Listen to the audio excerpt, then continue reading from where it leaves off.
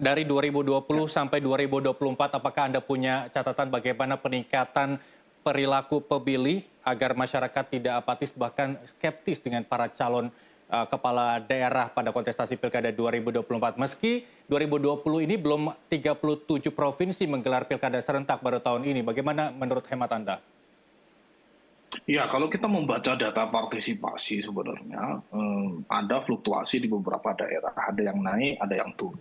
Tapi praktis semuanya sudah belajar sejak 2005 ketika otonomi daerah benar-benar dilaksanakan ya, meskipun sudah muncul di 2001 ya desentralisasi itu, tapi kemudian pemilihan bupati, wali kota dan juga gubernur secara langsung untuk pertama kali itu 2005 dan orang merasakan dampaknya. Jadi di dalam teori perilaku memilih itu ada yang disebut dengan rational choice theory atau economic voting theory.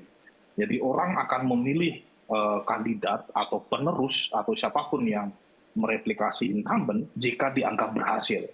Pun sebaliknya, orang akan memilih penantang atau kandidat lain di luar incumbent jika ekonomi mereka atau jalan atau infrastruktur itu tidak baik pada menjelang hari pemungutan suara.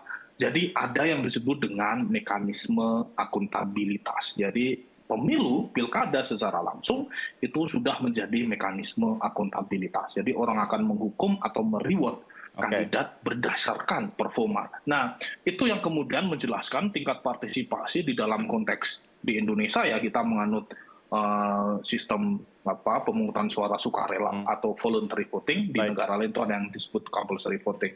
Nah, itu saya pikir itu bisa bekerja. Persoalannya adalah kita masih sulit menghindari terkait dengan vote buying yang saya sampaikan tadi.